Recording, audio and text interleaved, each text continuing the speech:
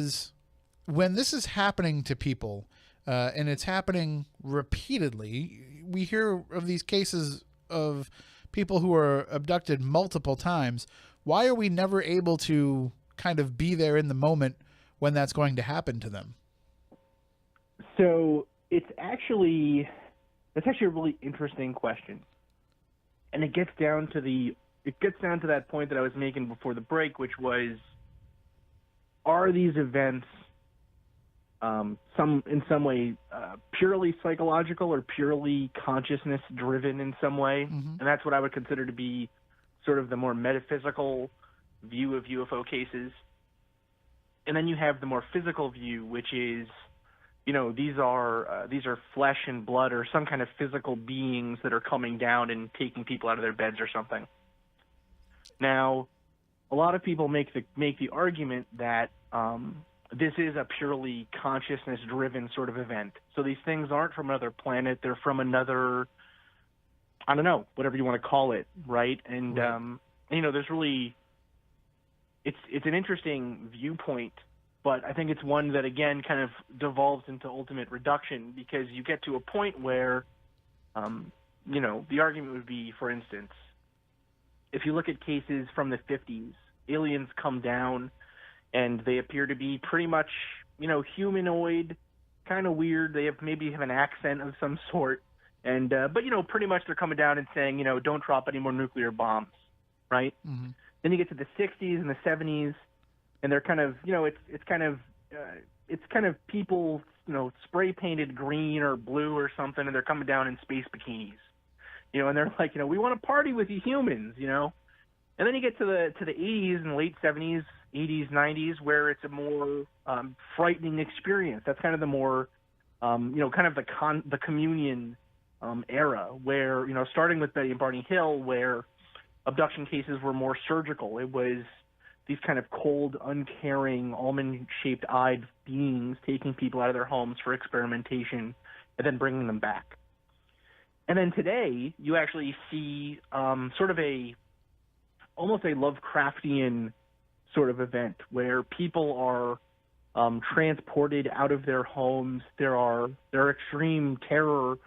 They see things they can't understand or explain, and just kind of really weird stuff happens to them. And there is oftentimes still this kind of surgery aspect to it, but we're definitely starting to see kind of a twinge or a turn over to more high strangeness, let's say. Now, the people who are pure materialists would say that is evidence that abduction is a sociological thing, that it's being changed by our cultural perception, and so these people are either maybe a real event happened to them, but they're conflating that with what they expect an abduction to be like, or what they expect a UFO to be like. Right. But the kind of consciousness, metaphysical UFO believers would say that, this is evidence that they are changing what they appear to us as based on what they think we can handle, right? So kind of that idea of, well, why do you look like that, Mr. Alien? And the alien says, well, it's what your mind could understand, right? I'm a fifth dimensional creature or something, and your puny three-dimensional mind can't understand me as I truly am. I would say that so to answer your question, that's kind of a part of it, where the inability to capture them on film, or even the fuzzy edges, let's say, that actually might be indicative of a good case. That actually might be indicative of someone having a real experience, right? You hear about people saying when they have these experiences, they can't really remember the face, or they can't really remember the exact details of what these things look like. They just kind of have perceptions in their peripheral vision of movement, or they get a vibe of, solidness over there, and there's a being doing something to them, but they can't really focus on them in some way.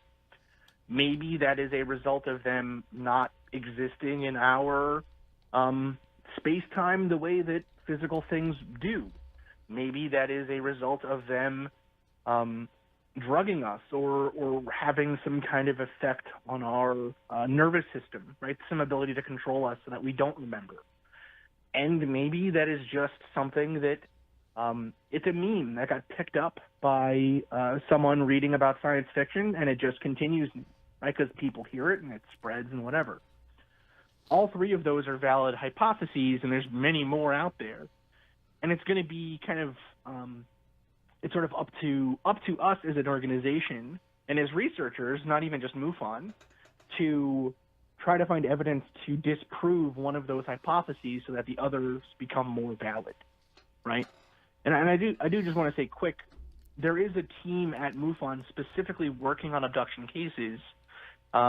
It's the Experiencer Research Team. They're doing some really great work right now, and they're actually they're one of the first teams actually to do or put together you look at this stuff from a statistical point of view, from a data analysis point of view, right? So they have a survey that's been going out for quite some time now, and doing that kind of analysis. But yeah, I mean, I don't know. That is a question. One of the questions still is, why can't we seem to get good pictures or good evidence or be there when this event occurs? Right. But that's a relatively new angle for MUFON to work with abductees, right? Is that I thought for at least my understanding of it was always, MUFON was into kind of more of the physical, more of the the hard science aspects of it, and that the things like abduction was better left to like Bud Hopkins and the Intruders Foundation, organizations like that. That MUFON was looking for the physical science of the existence of UFOs, and that even things like abductions were kind of taking away some of the, I guess, the seriousness of that research. I think over time, as more people have abduction experiences, it gets hard to turn away a potentially very viable piece of information or stream of information, right? I think in some ways it is MUFON as an institution changing its mind, or at least opening its mind, let's say. Not necessarily changing it, but opening its mind to the possibility. But it's also MUFON changing literally as an organization as new people come in and, sort of the view of what the membership and the upper levels of MUFON, kind of the people doing these investigations and then directing them further and this kind of stuff, as MUFON changes memberships and leaders, the stuff that we look at is changing as well. So yeah, at one point, abductions weren't really investigated, but frankly, there are a lot more abductions every year than there are crashed alien ship parts, right? So I mean, it kind of comes to a point where, why can't we look at both pieces of evidence or both streams of evidence in a way that they deserve?